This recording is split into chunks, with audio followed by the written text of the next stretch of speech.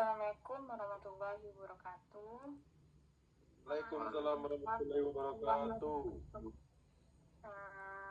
Baik, saya di sini sebagai moderator kelompok 7, yang dimana judul presentasi kami yaitu urbanisme di Asia Tenggara yang beranggotaan saya sendiri, Raisa Zaratusna, Haikal Fatian, Aisyah, Aditya Warman, dan Aura Ventrika.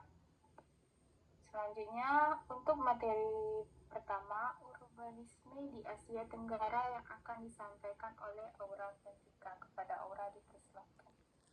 Baik, terima kasih moderator. Yang pertama, urbanisme di Asia Tenggara. Urbanisme di Asia Tenggara berkembang secara unik karena tidak hanya dipengaruhi oleh ekonomi, tetapi juga oleh faktor politik, keagamaan, dan budaya lokal. Perkembangan kota di kawasan ini melalui 3 tahap besar, yaitu masa kerajaan, kolonialisme, dan pasca kemerdekaan. Pada masa kerajaan, kota menjadi pusat kekuasaan dan spiritual. Tata ruangnya bersifat kosmologis. Istana dan kuil berada di pusat kota sebagai lambang kekuasaan raja dan kesucian wilayah. Contoh pentingnya adalah Ayodhya di Thailand, Yogyakarta di Indonesia, dan Mandalay di Myanmar. Kota berfungsi sebagai simbol legitimasi raja dan pusat kehidupan masyarakat. Next. Kemudian pada masa kolonial, bangsa Eropa, Belanda, Inggris, dan Spanyol membangun kota untuk kepentingan ekonomi dan administrasi dengan pola dualistik, yaitu kawasan Eropa yang modern dan kawasan pribumi yang padat. Contohnya ialah Batavia, Manila, dan Singapura, yang mencerminkan kesenjangan sosial dan spasial. Setelah kemerdekaan, kota-kota kolonial seperti Jakarta, Yangon, dan Kuala Lumpur menjadi ibu kota baru serta pusat pemerintahan dan ekonomi. Meski masih menyimpang warisan tata ruang kolonial, kini kota besar seperti Jakarta, Bangkok, dan Singapura berkembang sebagai pusat ekonomi global sambil mempertahankan identitas budaya lokal. Saya kembalikan ke moderator. Baik, lanjutkan dari materi Aura akan dipaparkan oleh Nur Aisyah. Kepada Nur Aisyah dipersilakan. Baik, terima kasih moderator. Saya akan melanjutkan materi yang dibacakan oleh Aura. Sejarah urbanisme Asia Tenggara menunjukkan bahwa kota sejak lama menjadi pusat kekuasaan, perdagangan, dan budaya. Masa kolonial mengubah perannya menjadi alat kendali politik dan ekonomi, menjadikan ibu kota pusat utama negara.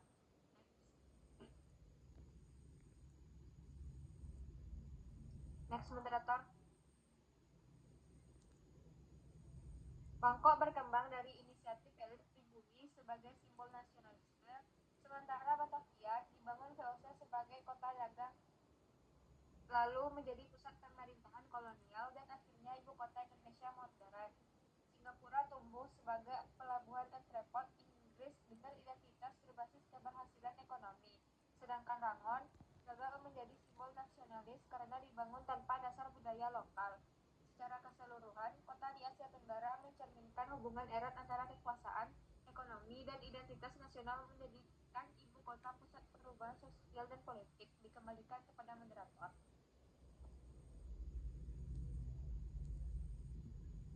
Baik, pemaparan materi selanjutnya, perkembangan awal urbanisasi di Semenanjung Malaysia, yang akan dipaparkan oleh Haikal. Kepada Haikal dipersilakan. Selanjutnya itu perkembangan awal urbanisasi di Semenanjung Malaysia. Urbanisasi di Malaysia bermula pada masa prakolonial, saat Malaka berkembang sebagai pelabuhan utama di jalur perdagangan dunia. Pada masa kolonial Inggris, pertumbuhan kota semakin pesat dengan munculnya dua lintas urbanisasi. Lintasan utara berpusat pada Penang dan lintas selatan berpusat di Melaka, hingga Kuala Lumpur. Kota-kota baru tumbuh karena kegiatan tambang dan perkebunan didukung oleh tenaga kerja imigran dari Cina dan India. Lanjut, moderator.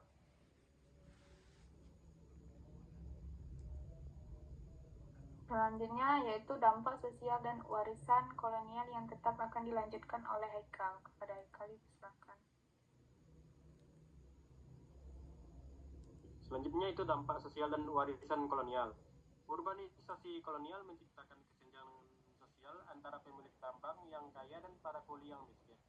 Menurut Winstead dan Wilkinson pada tahun 1974, para pemilik tambang hidup mewah, sementara kuli hidup menderita. Kota seperti Kuala Lumpur dan Penang berkembang pesat, tetapi ketimpangan sosial dan pola permukiman kolonial masih terlihat hingga masa depan. Dikembalikan kepada moderator. Selanjutnya yaitu materi urbanisasi di Malaya, era kolonial dan transisi pasca kolonial yang akan dipaparkan oleh Aditya. Kepada Aditya dipersilakan. Oke, baik, terima kasih atas kesempatannya moderator. Saya akan membacakan slide berikut, yaitu urbanisasi di Malaya, era kolonial dan transisi pasca kolonial.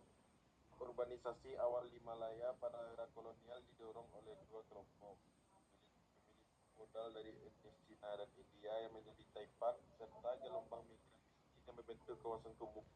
Terjadi kesenjangan regional, di mana kota-kota pantai barat seperti di Georgetown dan Malacca bangkit sebagai pusat urban.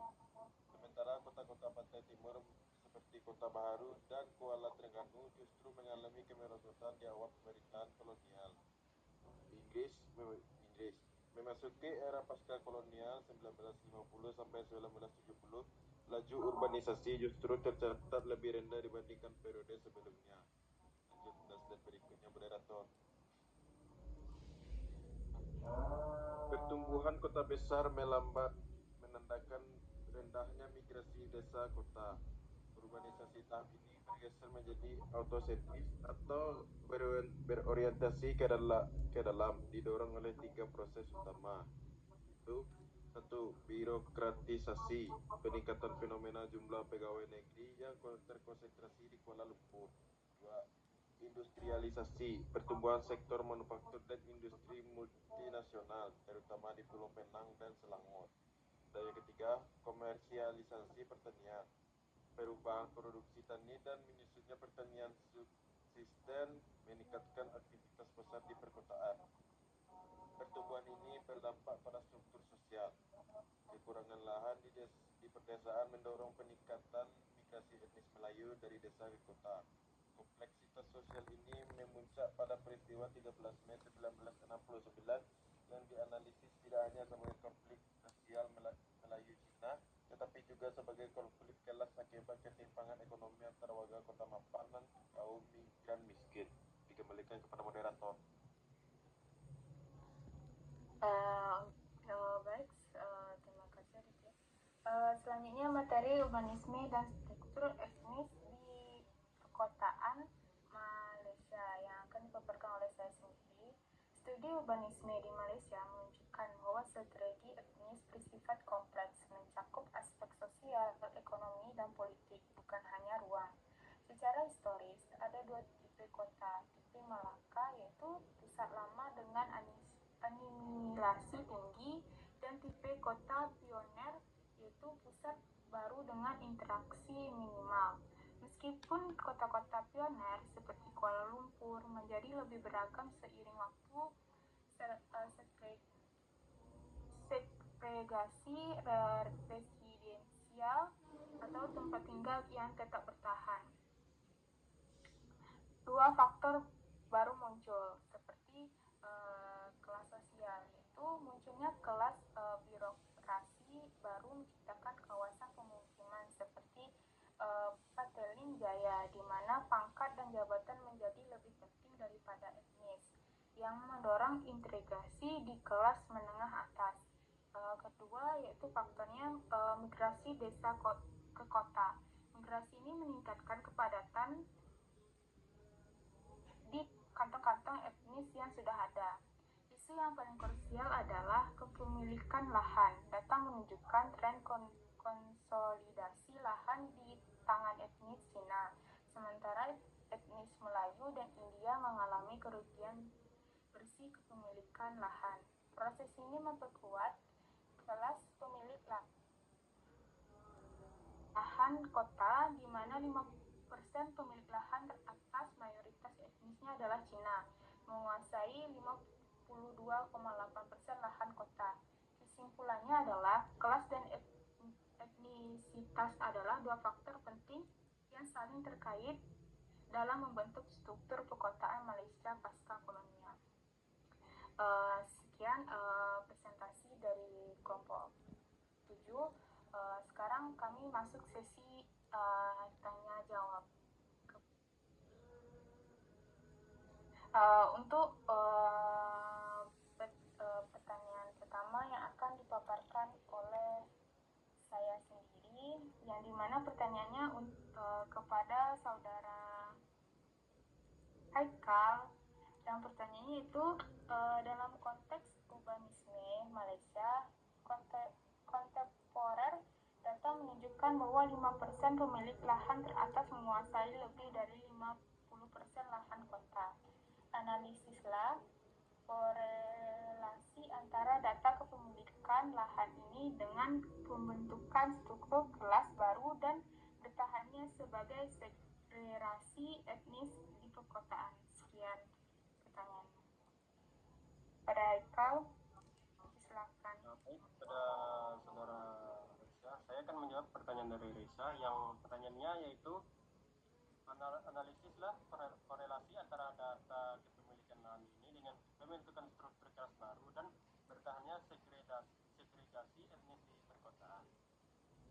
Yang jawabannya yaitu ketimpangan kepemilikan lahan di mana 5% pemilikan teratas menguasai lebih dari 50% lahan kota, mencerminkan bagaimana struktur kelas baru di kota-kota Malaysia terbentuk berdasarkan akses terhadap tanah sebagai aset ekonomi. Kelompok kecil ini menjadi kelas pemilik yang menikmati pertumbuhan kota, sementara mayoritas masyarakat, terutama kelompok etnis tertentu seperti Melayu, urban miskin atau komunitas India di kawasan pekerja, terjebak dalam ruang kota yang sempit, mahal dan kurang berkembang. Kondisi ini membuat mobilitas sosial sulit terjadi dan memperkuat segregasi etnis karena pola pemukiman akhirnya mengikuti garis kemampuan ekonomi yang sudah sejak kolonial tidak merata. Dengan kata lain, ketimpangan lahan tidak hanya membentuk kelas baru berbasis kepemilikan ases, tetapi juga mempertahankan pemisahan etnis secara tidak langsung melalui distribusi ruang kota yang timpang. Sekian dari jawaban saya. Baik, terima kasih kepada Haikal. Untuk pertanyaan kedua akan disampaikan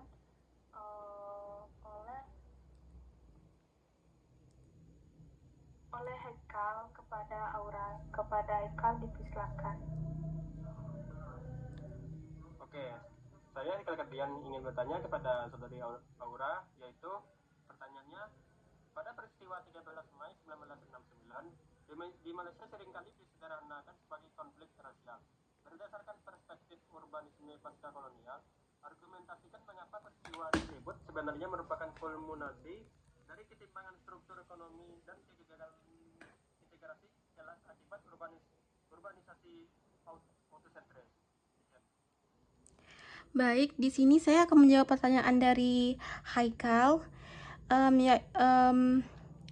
Peristiwa 13 Mei 1969 di Malaysia seringkali disederhanakan sebagai konflik sosial. Berdasarkan perspektif urbanisme pasca kolonial, argumentasi mengapa peristiwa tersebut sebenarnya merupakan kulminasi dan dari ketimpangan struktur ekonomi dan kegagalan integrasi kelas akibat urbanisasi autosentris. Peristiwa 13 Mei 1969 tidak dapat dipahami hanya sebagai konflik rasial, karena akar terdalamnya terletak pada ketimpangan struktur yang terbentuk oleh urbanisasi kolonial.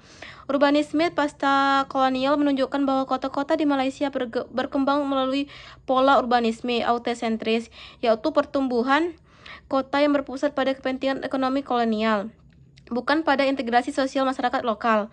Selama masa kolonial, Inggris membiarkan segregasi spasial dan ekonomi berlangsung. Etnis Cina terkonsentrasi di kawasan perkotaan dan sektor perdagangan industri. Etnis India di perkebunan dan Melayu tetap di pedesaan agraris. Kemudian, ketika Malaysia memasuki periode awal kemerdekaan, pola ruang dan struktur kelas ini tetap tidak berubah, menghasilkan kesenjangan tajam antara kota dan desa, serta antara kelompok yang terlibat dalam ekonomi modern dan yang terisi dari proses urbanisasi. Jadi melalui urbanisme pasca kolonial, peristiwa 13 Mei bukan hanya sekedar pertentangan etnis, tetapi merupakan kulminasi dari kegagalan negara pasca kolonial mengalami warisan urbanisme kolonial yang ausentris. Saya kembalikan ke moderator. Baik, terima kasih Aura. Untuk pertanyaan selanjutnya yang akan disampaikan oleh Aura kepada Nur Aisyah, kepada Aura di sebelah. Baik, di sini saya akan menanyakan kepada Aisyah, yaitu urbanisasi di Semenanjung Malaysia pada masa kolonial Inggris tidak terjadi secara organik tetapi dipicu oleh kepentingan ekonomi ekstraktif. Jelaskan bagaimana industri pertambangan dan perkebunan menciptakan lintasan urbanisasi yang spesifik serta segregasi demografis di wilayah tersebut.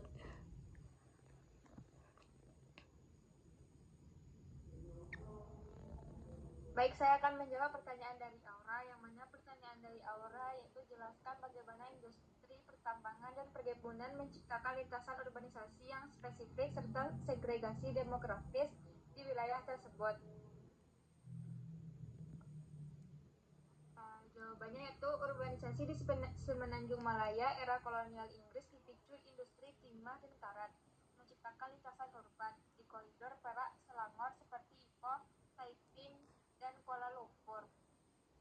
Yaitu ada lintasan ekonomi ekstraktif, yaitu tambang timah menarik migran Tionghoa sebagai buruh dan pedagang, membentuk kota-kota baru dengan infrastruktur rel pelabuhan untuk ekspor.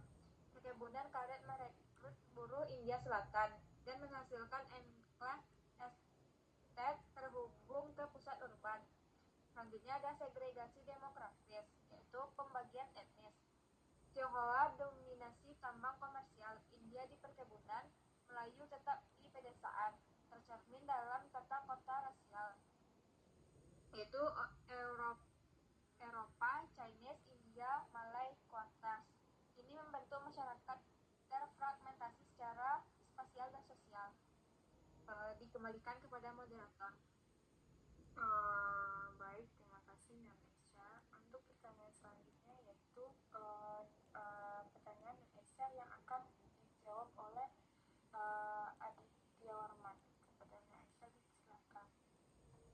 Baik, saya akan bertanya kepada Adit, yaitu bandingkan trajektori pembangunan kota Bangkok dan Batavia atau Jakarta, evaluasi bagaimana faktor inisiator pembangunan, elit pribumi versus VOC atau kolonial, mempengaruhi identitas nasionalisme pada kedua kota tersebut hingga masa modern. Oke, terima kasih kepada Nur Aisyah dalam bertanya. Yaitu dengan pertanyaan, bandingkan trajektori pembangunan kota Bangkok dan Batavia atau Jakarta, evaluasi bagaimana inisiator pembangunan, elit pribumi versus VOC atau kolonial, mempengaruhi identitas nasionalisme pada kedua kota tersebut hingga masa modern. Trajektori pembangunan Batavia atau Jakarta diinisiasi oleh VOC atau kolonial Belanda sebagai pusat eksploitasi dan administrasi yang menghasilkan model perkotaan asing dan eksklusif. Hal ini memicu nasionalisme Indonesia sebagai gerakan revolusioner anti kolonial yang bertujuan menolak dan merebut kembali kota, menjadikan Jakarta modern sebagai simbol kemerdekaan yang berusaha menghapus identitas semua Batavia. Sebaliknya, Bangkok diinisiasi oleh elit pribumi, monarki Thailand sebagai pusat kedaulatan spiritual dan budaya yang berhasil memodernisasi diri untuk menghindari kolonialisme. Oleh karena itu, nasionalis Thailand bercorak konservatif dan kohesif, mengikat identitas kota pada kesinambungan monarkis dan budaya yang dianggap otentik dan tidak terputus. Dikembalikan kepada moderator. Baik, terima kasih kepada Adit. Selanjutnya itu pertanyaan Adit yang akan dijawab oleh Raisa. Kepada Adit, silakan. Terima kasih atas kesempatannya moderator. Pertanyaan saya adalah analisis dan penanganan paradigma tata ruang kota di Asia Tenggara dari masa kerajaan ke masa kolonial. Dan memahami konsep kosmologis pada masa kerajaan bertentangan dengan pola dualistik yang diterapkan oleh pemerintahan kolonial, dan apa implikasi sosialnya bagi masyarakat pribumi. Terima kasih. Baik, baik, terima kasih Adit.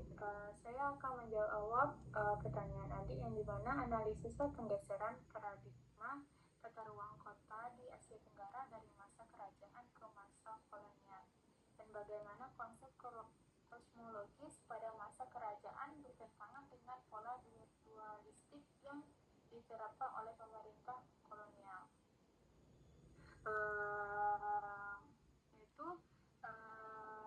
Pada zaman masa kerajaan, kota dipandang sebagai replika alam semesta. Istana dan kuil diletakkan pada pusat kota sebagai simbol kekuasaan raja dan kesucian wilayah. Fungsinya untuk spiritual dan legitimasi kekuasaan. Sedangkan pada masa kolonial, bangsa Eropa mengubah kota menjadi alat ekonomi dan administrasi. Mereka menetapkan pola dualistik yang memisahkan kawasan Eropa yang modern dan teratur dengan kawasan pribumi yang padat dan tidak teratur. Pergeseran ini menghilangkan kesakralan ruang kota dan menggantikannya dengan segregasi fisik yang mencerminkan rasisme dan kesenjangan sosial. Contohnya terlihat jelas di Batavia dan Manila yang mencerminkan kesenjangan sosial dan spesial antara penjajah dan penduduk lokal. Sekian jawaban dari saya, dan sekian pula presentasi